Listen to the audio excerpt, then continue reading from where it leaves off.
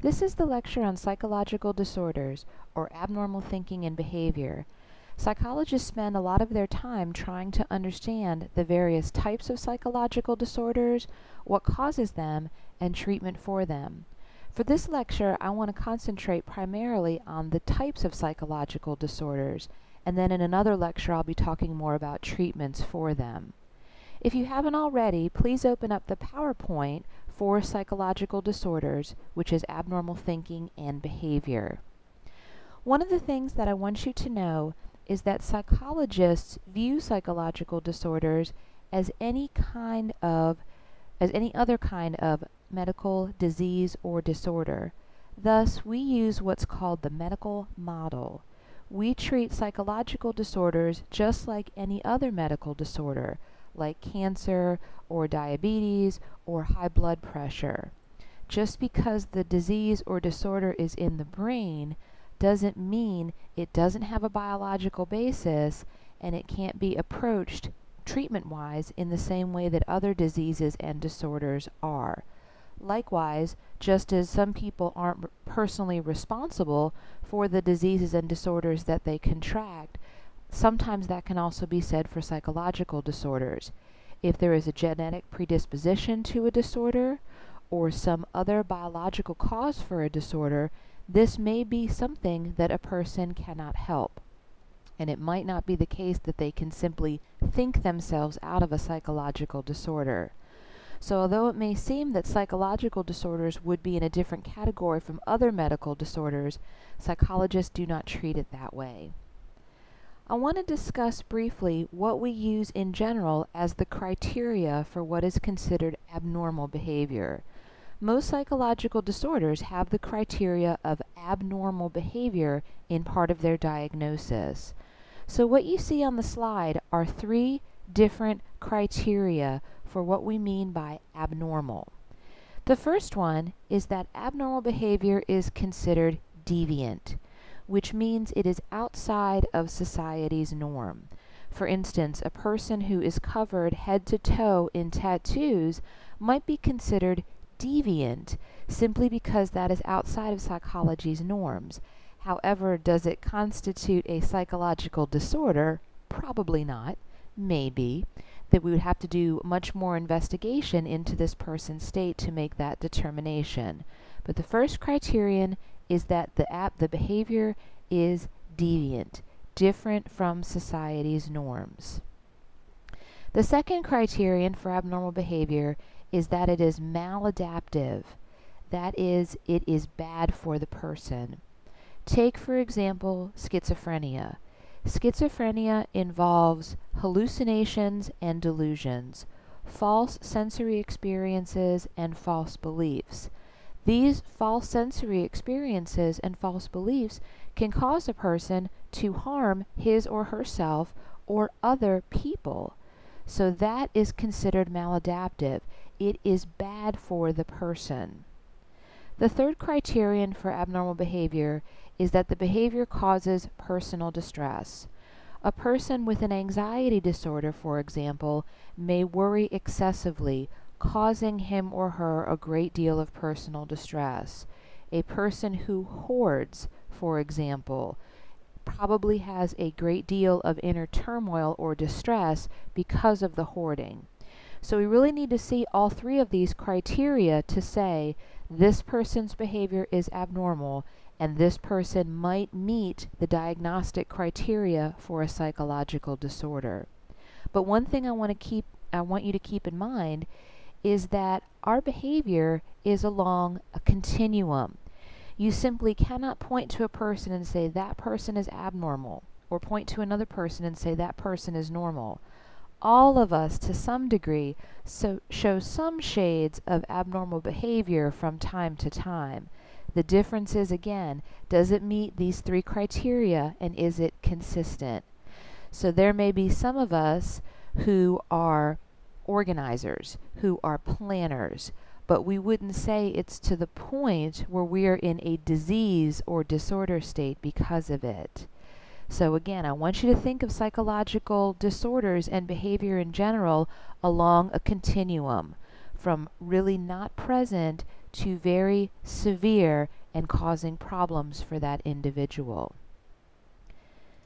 If you take a look at the next slide, what you'll see is just a table that shows some of the more common psychological disorders and the portion of the population that meet the criteria for this disorder.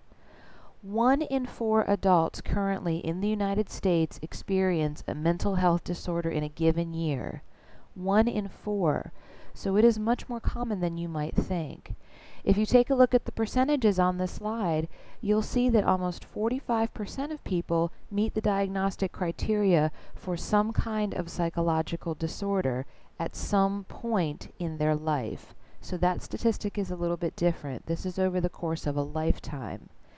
To break down that percentage a little bit further, you'll see that the most common disorders are substance abuse, anxiety disorders, which we'll be talking about, mood disorders, which we'll be talking about, and a very small percentage of people suffering from schizophrenia or disorders related to schizophrenia. But by and large, the 3 most common categories of psychological disorders experienced by people is substance abuse, anxiety, and mood disorders. If you take a look at the next slide, I want to talk briefly about how we classify psychological disorders, the process of psychodiagnosis. In order to classify disorders, all psychologists and other practicing mental health professionals use a book, the guide, the big book, to help us determine if a person meets the criteria for a disorder. This book is called the DSM, the Diagnostic and Statistical Manual of Mental Disorders. If you ever go on to take an abnormal psychology class or a psychological disorders class, you will probably learn much more about the contents of the DSM. The DSM undergoes revisions periodically, every couple years or so, sometimes longer, and the criteria for different psychological disorders are revisited. Currently, the way that the DSM is organized is along 5 axes. The 5 axes just simply represent different categories of categorizing behavior and other important information about patients. We are going to focus here on disorders from Axis 1 and Axis 2. Axis 1 is known as the clinical syndromes. These are the disorders that clinical psychologists would be most likely to study and treat. Axis 2 comprise personality disorders and also mental retardation. If you take a look at the next slide, you'll be able to see some of the clinical syndromes on Axis 1. Obviously, we don't have time to cover all of these. I'm only going to focus on some. But you can see that there are several different categories of clinical syndromes. The first one are those usually restricted to developmental years, infancy, childhood, and adolescence. So a common representative from that category would be ADD, ADHD, autism, and stuttering. The next category is those of organic mental disorders.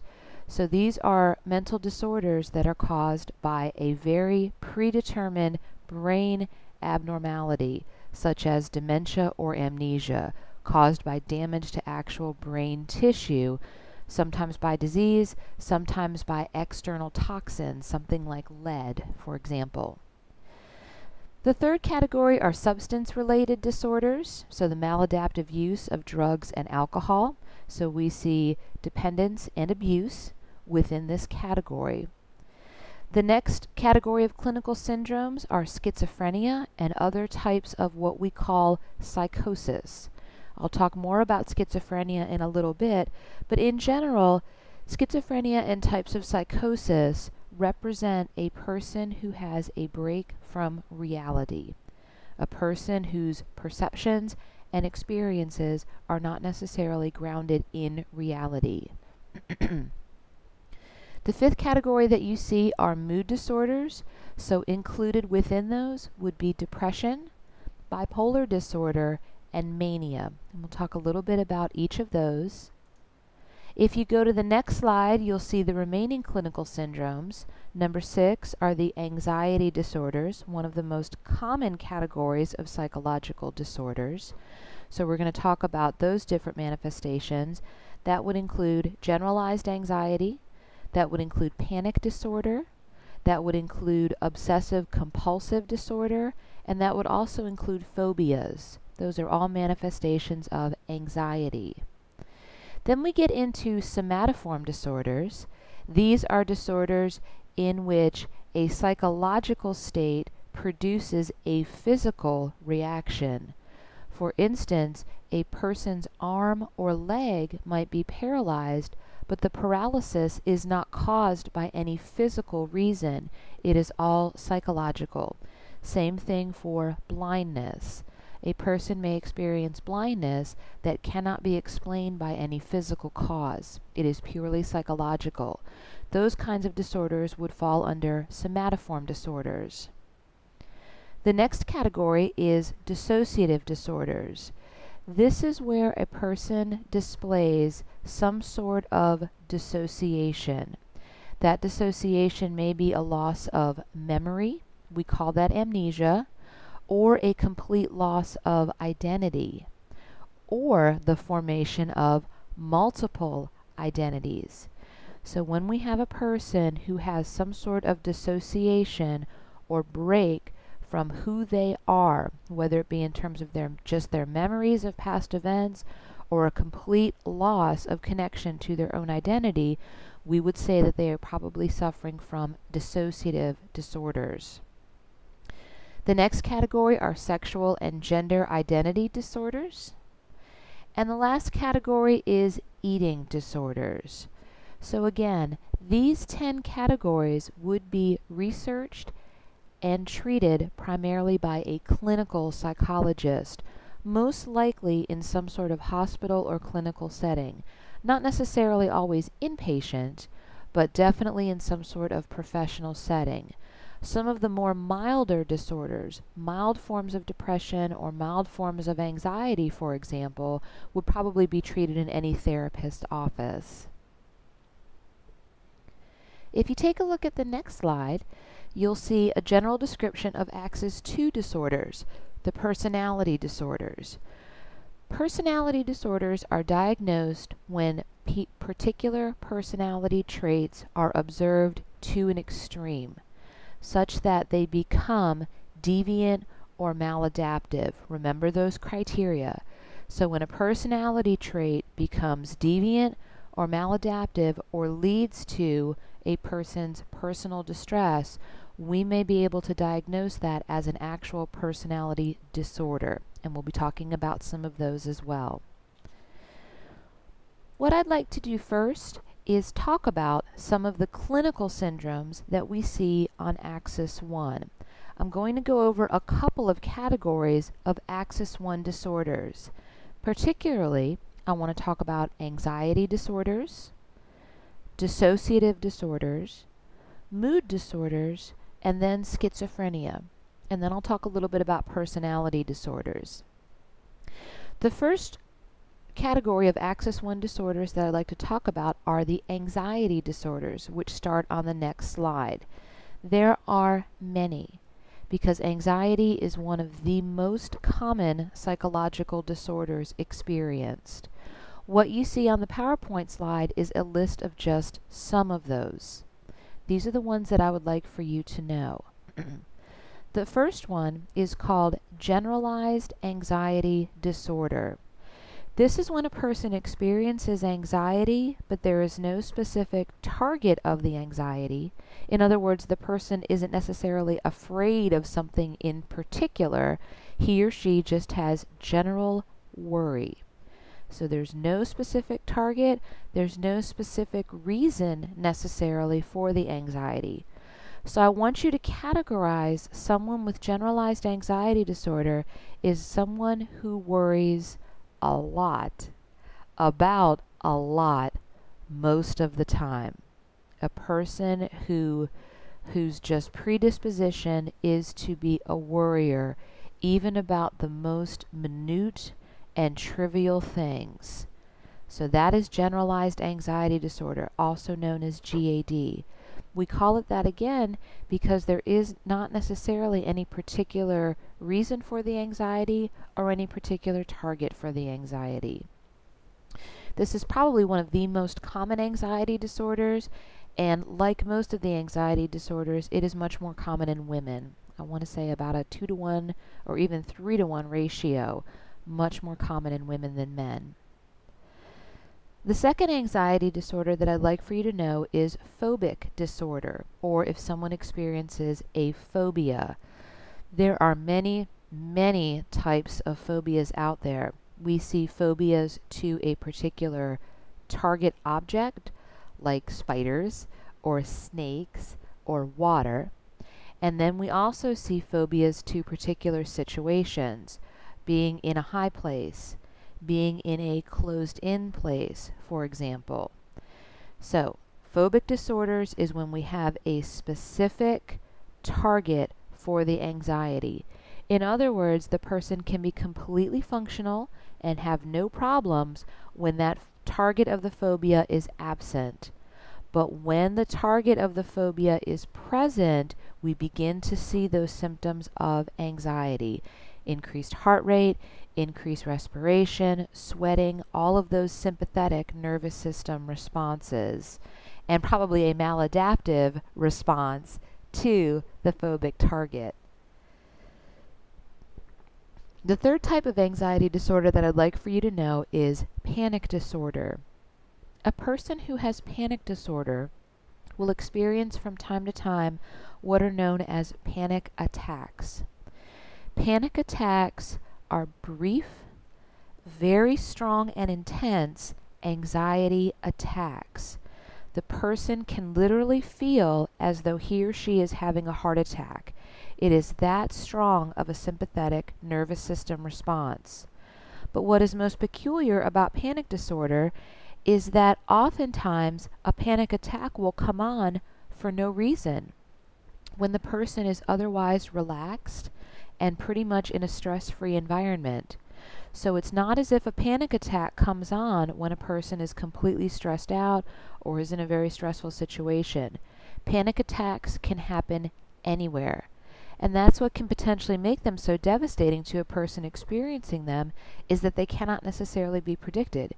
You can be shopping in the mall with friends, and all of a sudden, out of nowhere, a panic attack comes on. Unfortunately, one of the side effects of panic disorder is that it may lead to a particular type of phobia called agoraphobia. Agoraphobia is the fear of open public places. Again, agoraphobia is the fear of open public places. Because a person might be so afraid of having a panic attack out in the open or in a public setting like a mall or restaurant, he or she may decide just to stay in all of the time and essentially become a shut-in. So it is very common for someone with agoraphobia to simply stop venturing out. This person might have someone buy groceries and other supplies for them, have them take care of bills and other needs, and do whatever they can to simply stay inside of their own home. This may be a side effect of panic disorder, so it's very important that people get treated for it so it doesn't lead to this desire just to stay at home for fear of having a panic attack out in public. The last anxiety disorder that I'd like for you to know is obsessive compulsive disorder, or OCD. OCD has received a lot of attention recently. There have been several movies about people with OCD, TV shows, now there are TV series about people who have different manifestations of OCD, which may lead you to think that it is much more common than it actually is. OCD is not a particularly common disorder, but it is such a fascinating disorder that it sometimes receives a lot more media attention than some of these other anxiety disorders. OCD has two characteristics, the obsessions and the compulsions. Obsessions are intrusive thoughts, just like when you say you obsess over something. Obsessions are intrusive thoughts that cause anxiety. For instance, if you're looking at a desk and you think this desk is filthy, this desk is dirty, this desk has so many germs, I'm going to get infected and get sick because of all of these germs. That is an intrusive thought. That is considered to be an obsession because that obsession becomes all-consuming and causes anxiety. As a result, the person who has these obsessions will most likely engage in what are called compulsions. Compulsions are behavioral rituals designed to rid the person of the obsessive thoughts. So in other words, if I have obsessive thoughts about germs and cleanliness, I can do the ritualistic compulsive behavior of cleaning to try to reduce my obsession with germs, to make me believe that the area is actually clean and safe to me. I'd like to mention just a couple of typical compulsions that psychologists are most likely to see among people with OCD. Probably the most common one is the one I just mentioned, the washers and the cleaners. People who repeatedly wash their hands up to hundreds of times a day. They may use hand sanitizer up to hundreds of times a day. They may engage in other cleaning behaviors like washing their hair or brushing their teeth or cleaning areas of their home over and over again. So probably the most typical compulsion is washing or cleaning. Another very typical compulsion is checking. Checkers will walk through different rooms of their house, checking all the locks, checking to make sure everything is just so, checking to make sure that things are organized in a certain way. Checkers are usually concerned with safety and security. Their obsessive thought is about having their safety violated. So most often they will check for things like locks to make sure everything is as safe as it can be. Another typical compulsion is ordering. These people order items in a certain way and those items cannot be disturbed, or the ordering process will have to happen all over again. Another typical compulsion is counting.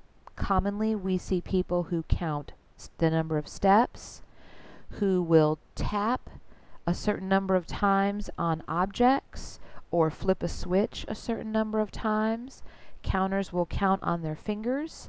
They may count only certain numbers or count the numbers in a unique way, but that decreases their obsessive thoughts. It makes them more relaxed. We see avoiders. People who are avoiders might do things like avoiding cracks in a sidewalk or avoiding walking in a certain area.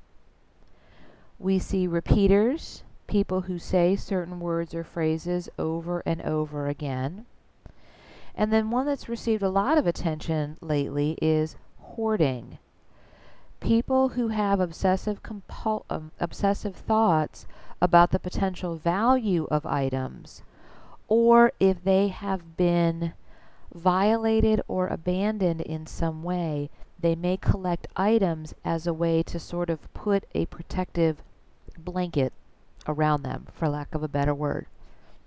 So people may be obsessed with the potential usefulness for objects, or may use the hoarded items as a way to provide comfort or security if they've been violated or abandoned in some way. So those are typical compulsions that are seen in OCD. So I want you to understand that all anxiety disorders have some very common traits. All of them involve some kind of worry or some kind of anxiety, but the way they manifest is very different depending on the type of disorder. If you take a look at the next slide, you'll see some of the causes for anxiety disorders. Unfortunately, anxiety disorders can be very difficult to treat because there are so many potential factors. We cannot necessarily point to just one factor as causing an anxiety disorder. We do know that there is a biological component to it. There can be some genetic heritability. of anxiety disorders, but just because a parent had an anxiety disorder does not necessarily mean that you will have an anxiety disorder as well. But we do know that anxiety disorders in general are caused by lower than normal levels of GABA. GABA is our primary inhibitory neurotransmitter. In other words, its job is to quiet the electrical activity in the brain. So what we see, especially in areas of the frontal lobe, like the prefrontal cortex, where all of our higher level thinking is done, we see lower than normal levels of GABA. In other words, the brain is left to ruminate or think about things more because there's no signal telling it to quiet down. So again, this is a byproduct of being the most evolved species out there. I'm not sure that primates or dolphins worry about things as much as humans do, because this seems to be mostly and exclusively cortical event. Although we do have some amygdala involvement too, because we have the emotional component of worry as well. But the GABA hypothesis states that people with anxiety disorders have lower than normal levels of GABA. The next potential cause of anxiety disorders are environmental factors. In other words, learning. People learn maladaptive patterns. What they learn sometimes is that if there is a potential situation and you worry about it and the situation does not come to pass, then you may begin to believe that it was your worrying that caused the event to not happen. In other words, from a learning theory perspective, worrying gets reinforced. And that's about the worst thing that we would ever want to see, because then the person truly begins to believe that if he or she worries enough, or worries enough about the right thing, that somehow he or she can avoid that thing from happening, when it is just not true. Worry in and of itself serves no actual purpose. But if you try to tell a worrier that, they probably are not going to listen to you. But anxiety can be a learned behavior. Cognitively, you can come to believe that if you worry about an event and the event does not happen, that it actually was your worrying that helped prevent it. The good news is that just like any other kind of learned behavior, this pattern can be unlearned in therapy. But usually, if a person worries so much that it is disordered, it does require therapy. It's very hard to tell yourself, well, just stop worrying about it and everything will be fine. So usually with the help of a therapist, we can break this pattern of excessive worrying to avoid bad consequences. The next potential cause of anxiety disorders is personality. One of the big 5 traits in personality is neuroticism, which is just a proneness to worry. So some people are just wired in their personality to have higher levels of anxiety than others. But again, if it can be recognized, that means it can be treated. And the last one is cognitive factors. In cognitive factors, we simply appraise a particular event. When an event happens, and usually I'm talking about a bad event, not a good event. When a bad event happens, we go through a series of cognitive appraisals about the situation. Some of our appraisals can be negative, as in, this is the worst thing that's ever happened, I will never be able to recover, I am devastated. And sometimes the appraisal can be much more positive, as in, wow, this is really bad that this particular thing happened, but I'll bounce back and I know that I'll be fine and I'll come out on the other side with no problem. So cognitively, your appraisal of a situation is going to influence your emotional and behavioral outcome. If you have a negative appraisal of a situation, your likely emotional outcome is going to be a negative one. You're going to be sad or angry or fearful, and these can all be components of anxiety. So simply the way in which we look at and assess a situation can lead to anxiety and worried thinking. So again, all of these potential factors contribute to anxiety. That's why anxiety disorders can be so hard to treat, because we have to unravel all of these different factors and all of these different layers to get to the root of what is actually causing the problem. If you take a look at the next slide, I want to move from anxiety disorders to dissociative disorders. If you look at this list, you'll see that all of these disorders start with the word dissociative. Dissociative amnesia, dissociative fugue, and dissociative identity disorders. All of these disorders have one thing in common. There is a dissociation.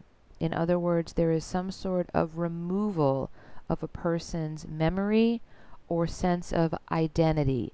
In other words, the person has dissociated from himself or herself. So that's the key. The person dissociates from some part of himself or herself.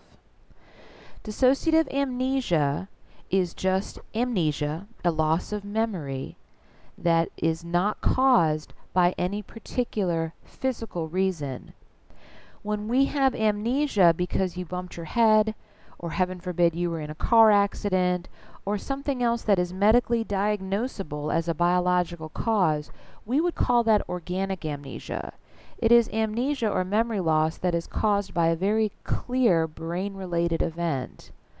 But when a person loses his or her memory, or part of his or her memory, and we cannot trace it back to any sort of brain insult or brain trauma, we would call it dissociative amnesia. So this is when someone may have some sort of traumatic event and suddenly he or she has lost his or her memory. This can happen sometimes when a person witnesses a very traumatic event that's just too much to process. We can see amnesia as a result of that. In other words, there is no physical cause. It is purely a psychological event, but the result is the same. It doesn't matter if the amnesia is caused by a psychological or physical event. The memory loss is still there, and it depends on a number of factors as to whether or not the person is going to get back those memories. It cannot be easily predicted. The second type of dissociative disorder is called dissociative fugue. This is not very common, but this is a fascinating disorder. This is when a person not only loses his or her memory, but loses his or her entire identity. Let me say that again. In fugue, a person not only loses his or her memory, but his or her total identity. Imagine going to sleep and waking up the next day and not having any idea who you are, not having any idea where you are or how you got there, and not having any memories of your past. This is what a fugue state is, a total and complete loss of identity. Unfortunately, because people lose their identity so completely, these people have no ties to where they are currently. They don't know they have a family. They don't know what they do for a living. They don't even know which car is theirs. So it is not uncommon for people experiencing fugue to simply leave, to simply move away, to go somewhere else, because there is nothing keeping that person back to that one geographical area or with those particular people. People that are his family or her family are now strangers. So people with experiencing a fugue state, it is not uncommon for them to simply move away, to leave, to wander. Maybe they will get their identity back, maybe they won't. It is unclear. So this is a very extreme form of a dissociative disorder.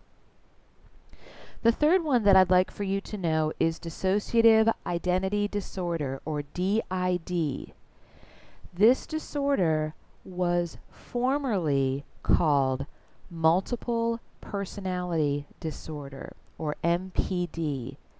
We do not call this disorder multiple personality disorder any longer. So if you're watching a TV show or a movie and some character, some quote knowledgeable character, makes reference to multiple personality disorder, the writers of that show are pretty out of touch, and you should be able to recognize it immediately. This disorder is more appropriately called dissociative identity disorder, because in this disorder, not only do we see the presence of one or more distinct personalities, which was indicative by the former title, this is a disorder in which we see the existence of more than one distinct identities. So that's why this title is much more appropriate. It's not just that someone has a couple of different personalities.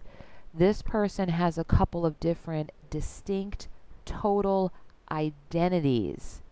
So dissociative identity disorder is the more appropriate title because it actually reflects what has happened. So in dissociative identity disorder, we see the presence of more than one distinct identity. This identity can have different memories, different experiences. The identities can be of different ages, different genders, different sexual preferences, anything that comprises identity. Personality is one of them, of course, but we see two or more distinct identities to the point, to the extreme, that one identity can have allergies and another one does not. True. And one identity can have a problem such as color blindness and one does not. Pretty amazing, isn't it? That would suggest that the color blindness is purely psychological and not physically caused. So, when we say distinct identities, we really mean distinct identities. There are some extreme cases where people have upwards of 20 or more distinct identities. Usually, one or more of the identities has the job of protecting one or more vulnerable identities. And it is believed that the vulnerable identity is the one that has experienced some sort of psychological trauma. So instead of the original person dealing with the trauma, he or she simply divides into multiple identities, where some identities become the protector and the other identities stay sort of as the victim, the protected. So this is one way for the brain to avoid dealing with a traumatic event, is simply to split the identity that originally experienced it into several identities. Some end up being protectors, some end up being protected. So the common thread here, the common cause of dissociative disorders, as best we can understand it, is that most of these disorders are caused by some sort of psychologically traumatic event. And the psychologically traumatic event resulted in some sort of dissociation, as basically the brain's way of protecting itself from having to experience or process this psychologically traumatic event. So really, psychologically traumatic events can happen at any age, so we can see these pretty much at any age. Although it is a little bit more likely to see fugue in adults rather than in children, as just one way to deal with a traumatic event. If you take a look at the next slide, I want you to look at the list of mood disorders. This is the next category that I'd like to mention along axis 1. Mood disorders are comprised of several different subtypes of disorders. The first one I want to mention is depression. Depression is a disorder of mood in which your mood is depressed. I have 3 types of depression-related disorders listed on this slide. The first one is probably the one that you would normally think of when you think of someone who is depressed. This is major depressive disorder, or MDD. The next one is called dysthymic disorder, which is also known as dysthymia. Dysthymic disorder is mild depression. And the last one I want you to know is seasonal affective disorder, or SAD. Seasonal affective disorder is most commonly depression experienced when there is a lack of sunlight. So most commonly, it is depression experienced during the winter months when it is cold and dreary and there isn't a lot of sunlight. So it may not be that much of an issue in southern parts, but it is much more prevalent in northern parts, the closer that you get to either pole, where there is more snow and more cold weather and less sunlight, or very varied, I should say, varied amounts of sunlight during the day. All of the depressive disorders do have some things in common, particularly causes. One of the causes of depressive disorders is brain metabolism. And if you take a look at the next slide, you can see an example of a PET scan. A PET scan will detect the amount of glucose currently being used in the brain. So when we see less glucose utilization, we can make the assumption that that is lower metabolism of the brain. Darker colors on a PET scan represent lower glucose metabolism. So if you take a look at this image, and even though I know the words right and left are actually switched, you can see the difference. On the right side, you see a brain that is primarily in shades of blue. This is a person who is clinically depressed. And then on the other side, you see a matched control in terms of gender and age. So the glucose utilization for this person is much higher. You see shades of yellow, lighter green, a little bit of orange and red in there. So overall brain metabolism can be depressed in people with depression. When we get into very specific neurotransmitter levels, there are two that are most commonly implicated in depressive disorders, and they are serotonin and norepinephrine.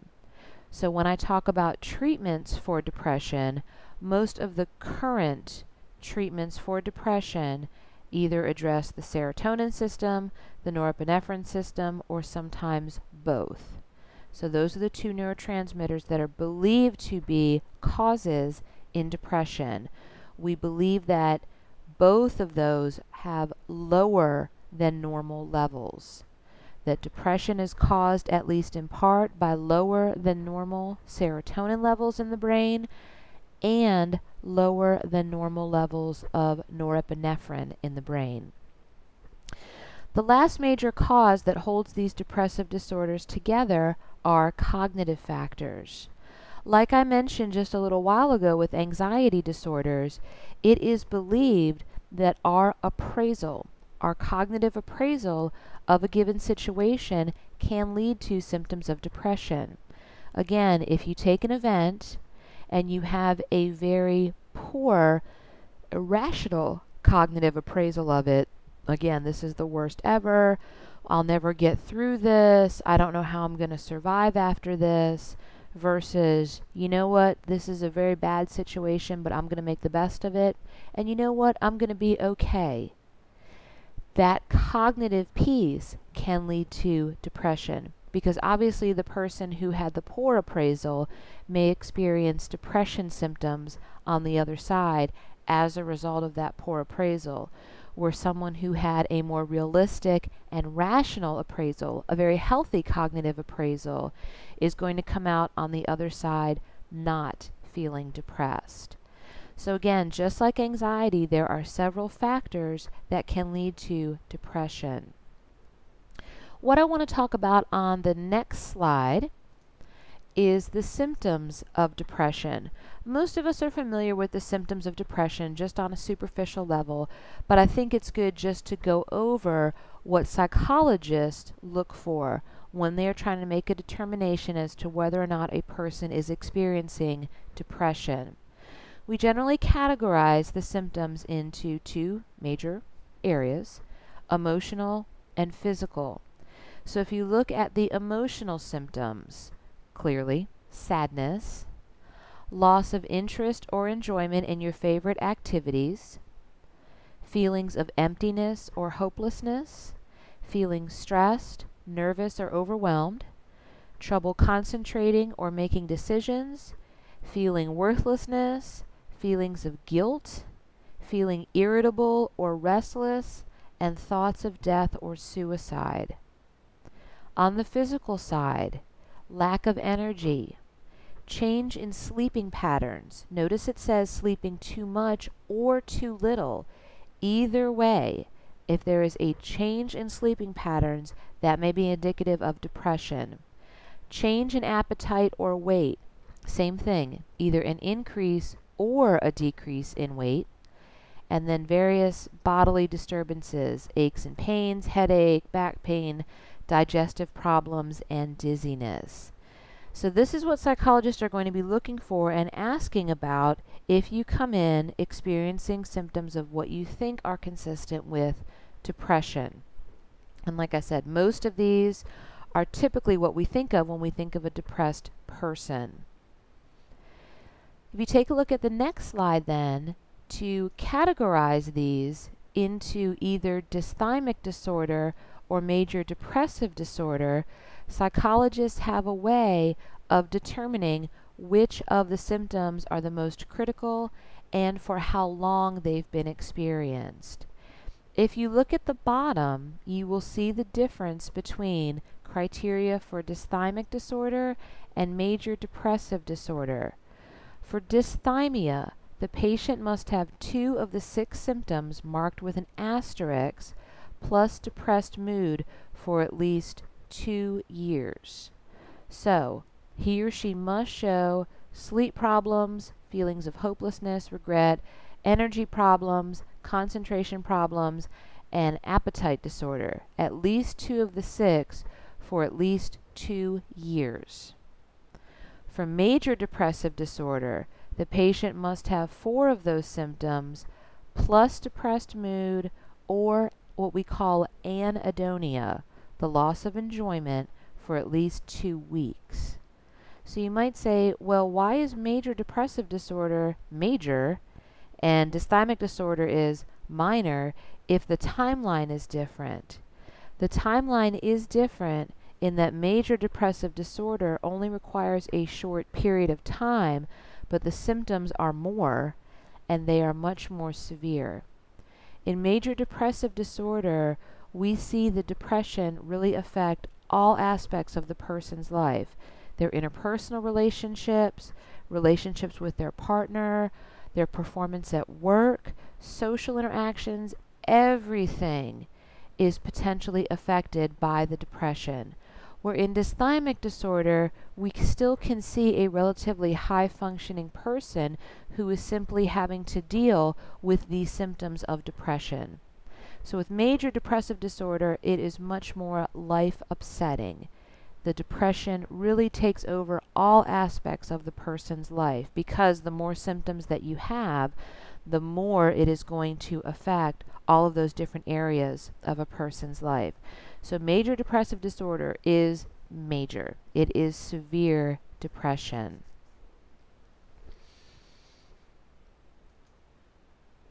If you take a look at the next slide, I want to talk briefly about an unusual mood disorder, which is bipolar disorder. Bipolar disorder is also known as manic depression. And I say that it is unusual because unlike depression, which is simply one extreme of a mood disorder, the sadness, the feelings of worthlessness and guilt and irritability side, bipolar disorder is characterized by a person having swings from extreme lows, like we would associate with depression, to extreme highs, which we would associate with mania or manic behavior. So a person with bipolar disorder is going to experience both the highs and the lows of the mood continuum. If you take a look at the table on this slide, you'll see that in bipolar disorder, we have emotional, cognitive and motor symptoms on the manic side. Now, most people would think, well, if you're in a manic state, that just means that you're very happy. And that is not at all necessarily true. Now, it does say under the emotional part of a manic episode that the person can be elated, euphoric, and very sociable. In other words, they can be hyper-friendly, hyper-happy. But the person can also be very easily irritated and impatient during a manic state. So this isn't necessarily a happy place to be, because during the manic state, a person has so much energy that he or she may become very irritable or very impatient if you are trying to hinder whatever it is he or she has decided to do. So it's not all necessarily a positive emotional state. Cognitively, during a manic state, a person is going to experience racing thoughts. In other words, they're going to have one idea, then another, then another, then another. They want to take action on these flying ideas, the mile-a-minute ideas going through their head. As a result, they may engage in impulsive behavior. They may be overly self-confident and talkative. They may experience delusions of grandeur in which they believe they can do anything. They are invincible, and no one can tell them differently. So during a manic episode, a person may decide that he or she can write a book in a week and sit and type furiously nonstop for a week with seemingly endless energy, and it would be very hard to convince that person otherwise. In terms of a motor response during a manic phase, people are very hyperactive. They require very less sleep. They may engage in increased sexual impulses. They may or may not. They may eat more. They may eat less. They may engage in compulsive behaviors. They may decide to fly to Vegas and gamble or do some compulsive shopping. So a manic phase can potentially be a very dangerous phase. Unfortunately for the person experiencing it, it usually feels pretty good. And they enjoy being in a manic state because they have all of this energy and they really feel like they can accomplish a lot. Unfortunately for the body, it cannot sustain indefinitely a manic state. A manic state is very, very exhausting to the physical body. So it is likely that if a person has bipolar disorder, he or she may experience a few days to a few weeks of a manic state, followed by a few weeks to a few months of a depressed state. In other words, the manic phase and the depressive phase are not necessarily equal with respect to time, simply because the manic state is so hard to maintain that the body may take months to adjust to it and to recover from it. So that might mean a significant period of depression. Now, in bipolar disorder, there are many types of cycling. Some people cycle, like I just said, having a few days of mania followed by a few weeks of depression. You may see a week of mania followed by a few months of depression, but you may see people who cycle much more rapidly. They can cycle between a manic phase and a depressive phase within a week. And then there are people who can cycle among manic and depressive phases within a day. So you can see very extreme changes in mood depending on the particular manifestation of bipolar disorder.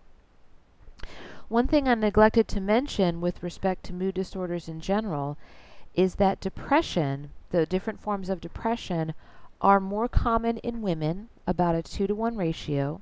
So women are about twice as likely to experience depression as men. But interestingly, there really is no gender difference with respect to bipolar disorder. Bipolar disorder affects men and women approximately equally.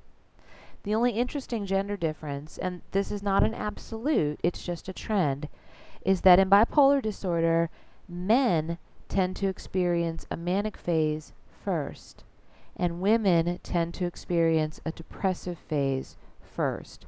when the disorder is first manifesting. So men can experience a manic phase first, and women can experience a depressive phase first. Another interesting characteristic of bipolar disorder is the age of onset. Bipolar disorder usually does not manifest until the early to mid-20s.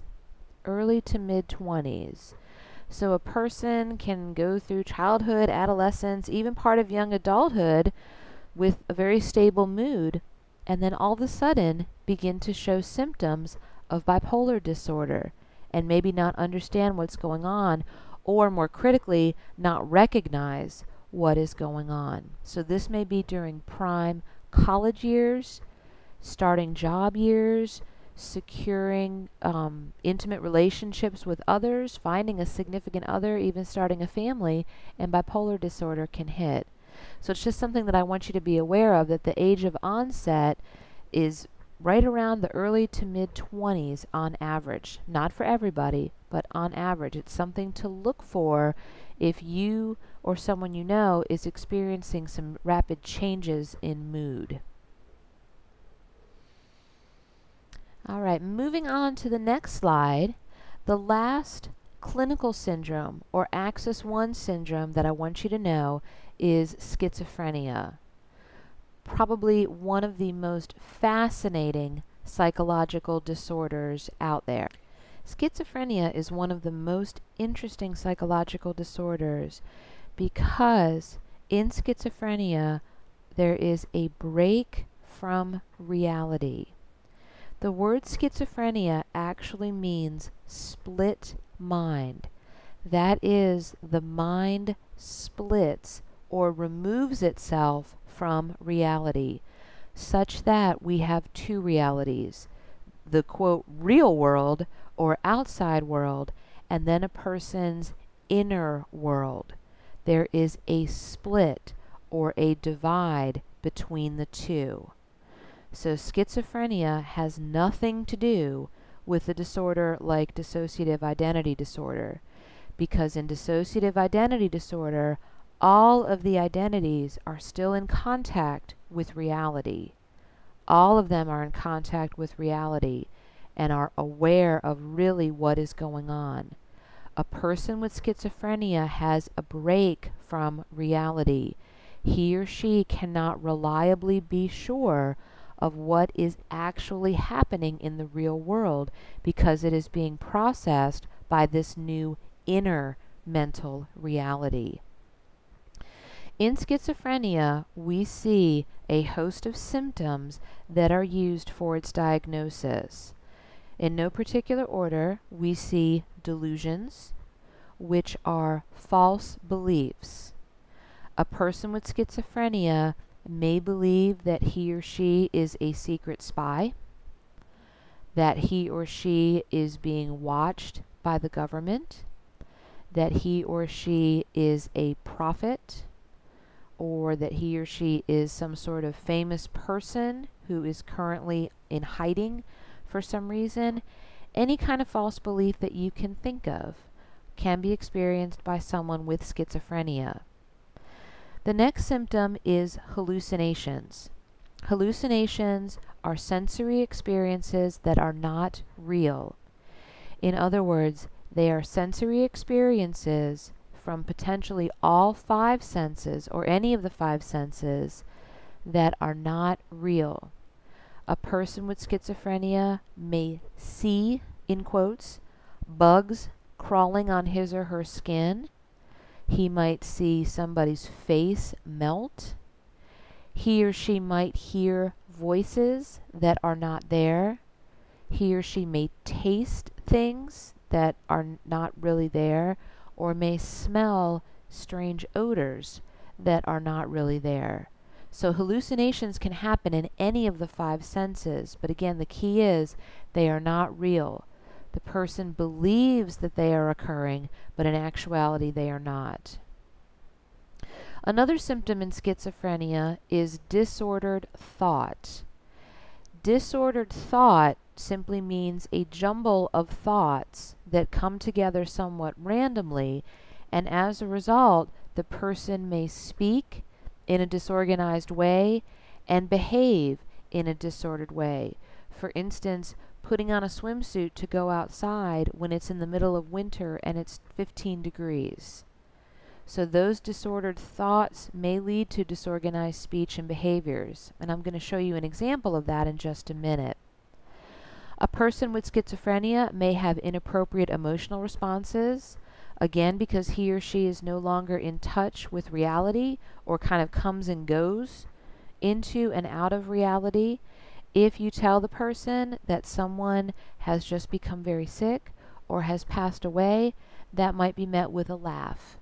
It is simply an inappropriate emotional response due to the lack of touch with reality. And then a person with schizophrenia may display what are known as negative symptoms. Certain subtypes of schizophrenia involve a person simply withdrawing. They become apathetic. In other words, they don't care about what's going on around them. They withdraw from other people. They don't talk much. They might just sit and stare out the window, and they don't communicate as much vocally or using speech. So negative symptoms are when the person with schizophrenia actually withdraws from reality, from the outside world. On the next slide is an example of what I mean by disorganized speech that results from disorganized thought. If you take a look at this dialogue, this is what's known clinically as a word salad. This is where a person who has lost touch with reality will simply put together a string of words that do not make any sense. So the person here who is asking the question is in reality and simply asking the patient with schizophrenia a series of questions. So the first question, why does a train have an engine? The answer, to give it a fantasy of imagination that requires it useless until you produce it. So as you can see, the response doesn't make any sense. It is simply a jumble of words. Second question, what is meant by the phrase, one swallow doesn't make a summer? And I'll give you a moment to read the response to that question.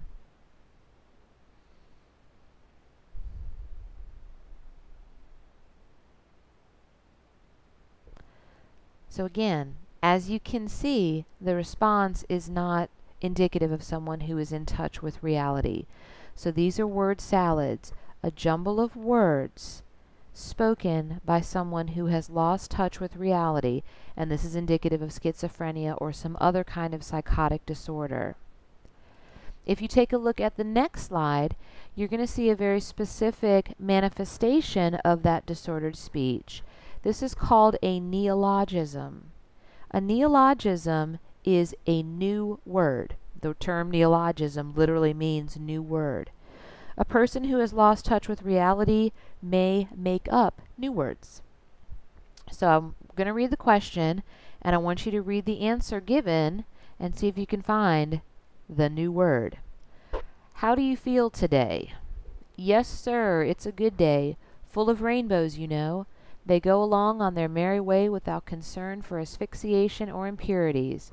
Yes, sir, like unconcerned flappers of the Cosmo Blue. Hopefully you were able to pick out the word Cosmo Blue as a neologism. This is not a word that exists and has no meaning.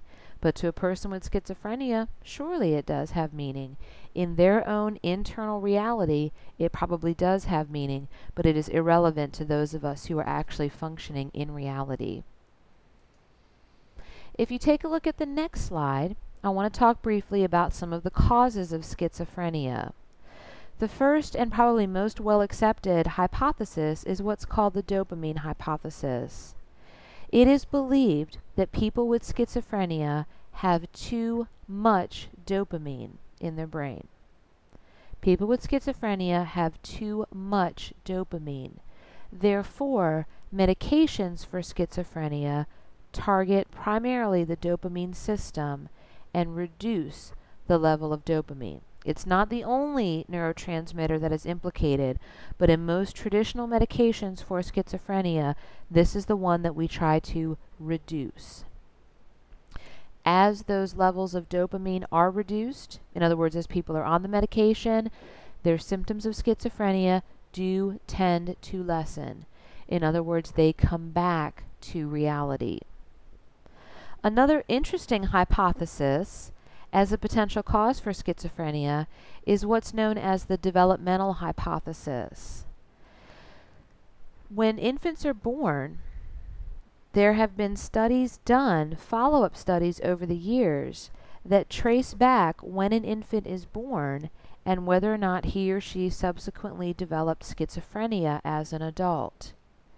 What was interesting to the researchers is that it was much more likely for someone with schizophrenia to be born in the late winter or early spring months.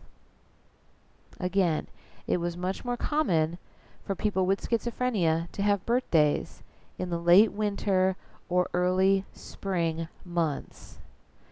So it was concluded by researchers that something happened during prenatal development that may have caused some sort of brain abnormality that then led to the schizophrenia. In other words, something happened during prenatal development to the brain that would allow schizophrenia to manifest when these children became adults. So if you think about it, babies who were born in the late winter or early spring months experience the greatest amount, well, all babies experience the greatest amount of brain development during the third trimester. So for these moms, the third trimester would have been early to midwinter.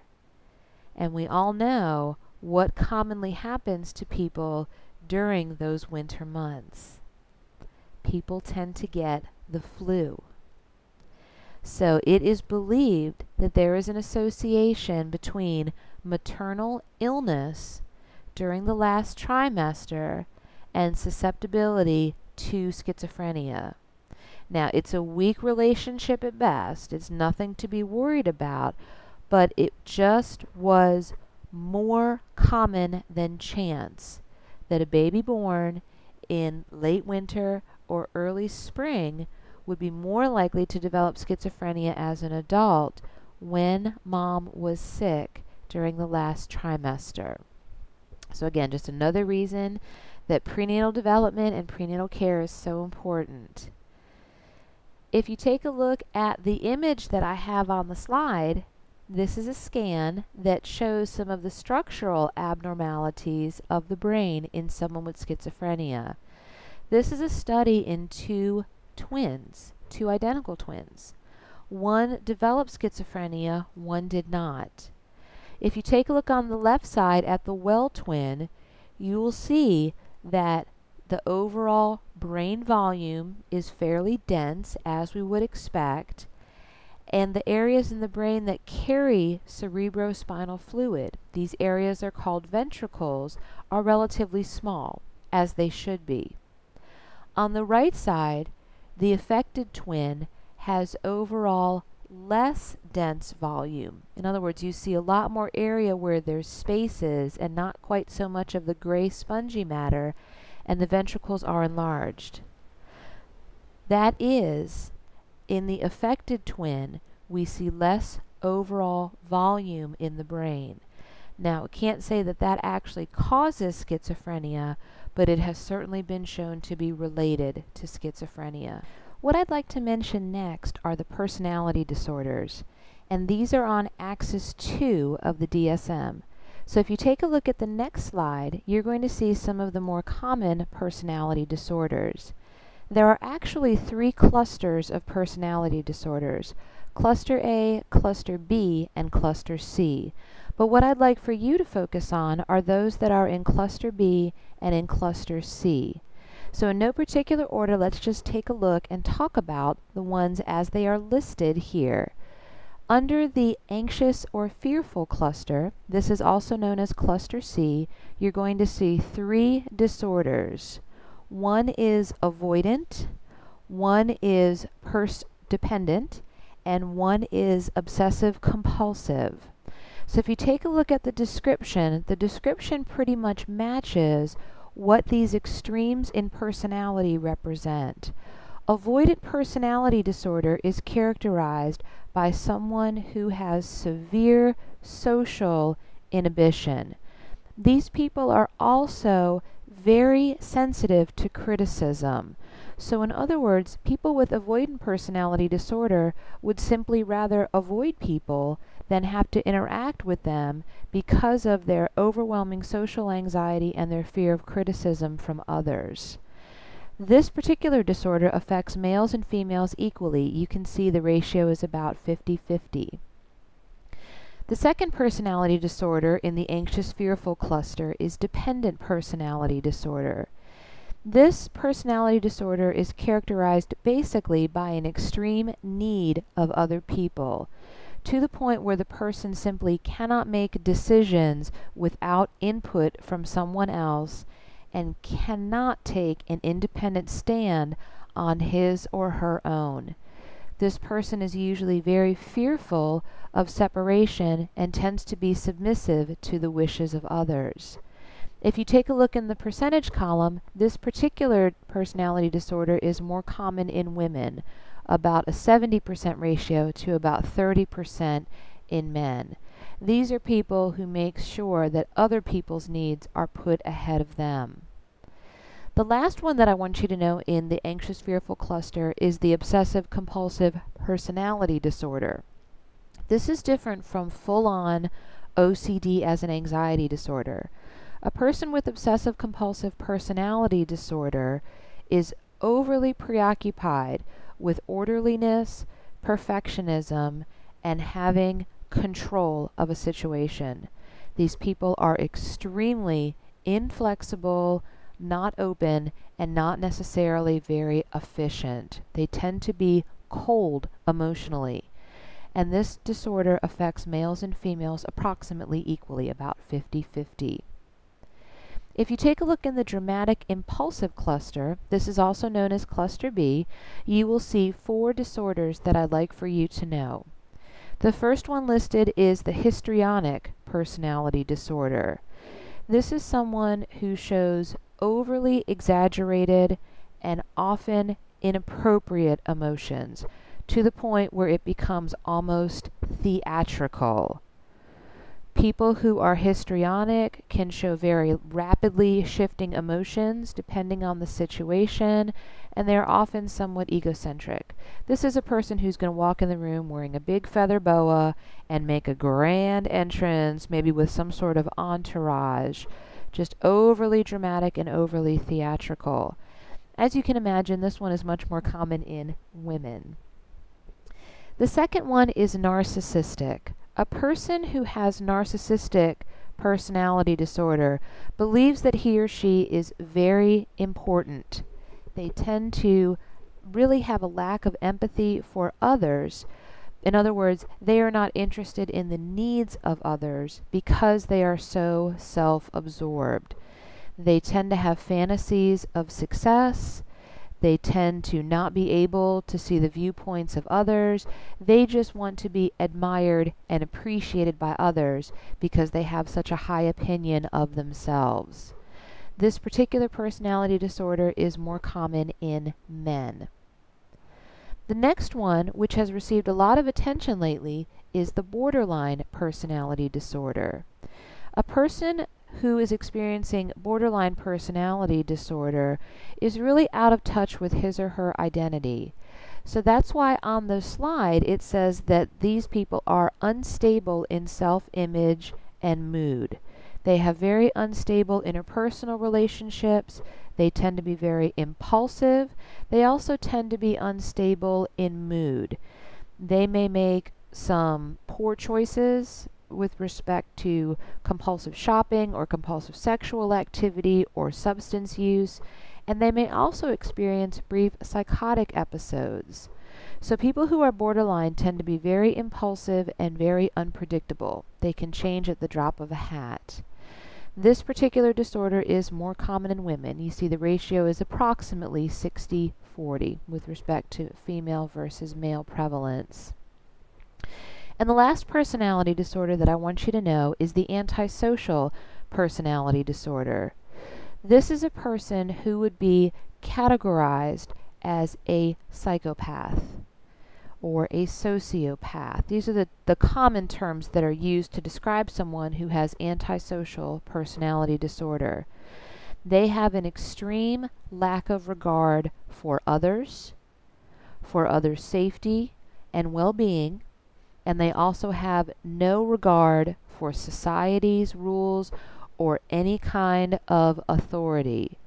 So they chronically violate the rights of others to the point where they may inflict harm on other people. They do not accept norms. They do not form attachments to other people. They tend to be loners. And probably most importantly, people who are antisocial have no guilt for their actions. So they may violate someone else in some way, either emotionally, psychologically, or physically, and have absolutely no guilt about it, hence the term antisocial. The next slide is just something that I wanted to throw in there because I get asked about it quite a bit. The idea of the insanity defense. What is it and does it work? First of all, I'd like for you to know that the insanity defense is a legal defense.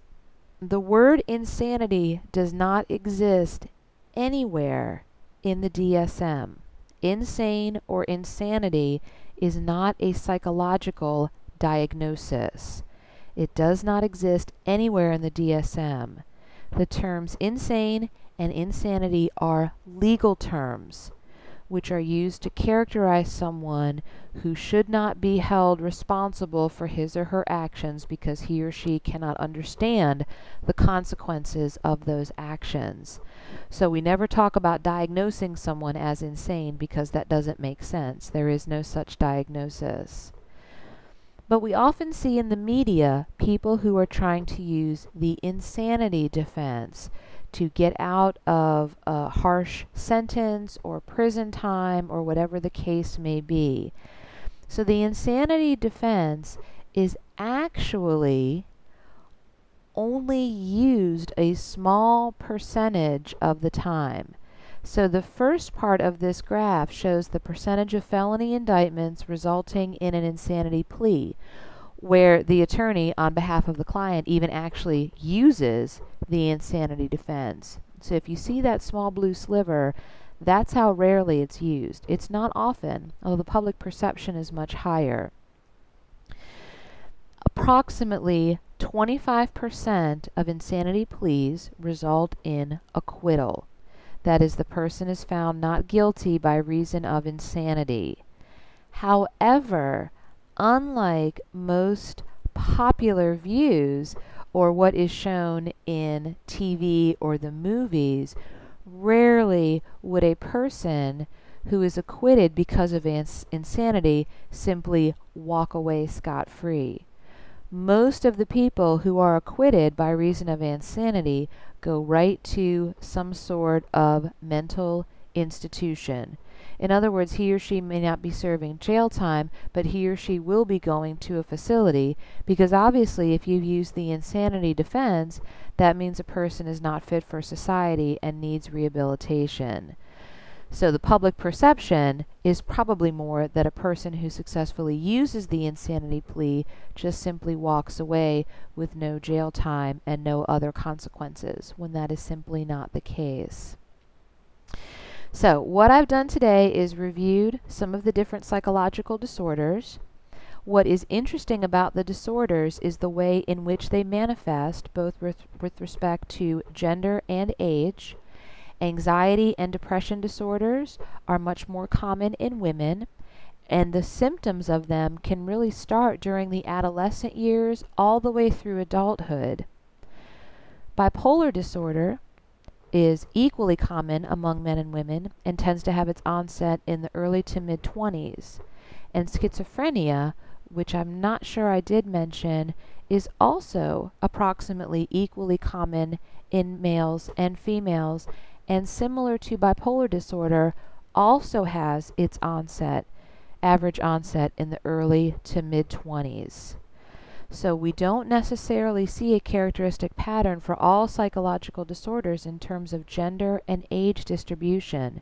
Different disorders may manifest more commonly in one gender over the other and at certain developmental milestones in a person's life. So it's just something to take into consideration if you're starting to observe potential symptoms in yourself or in someone else. This concludes the lecture on psychological disorders.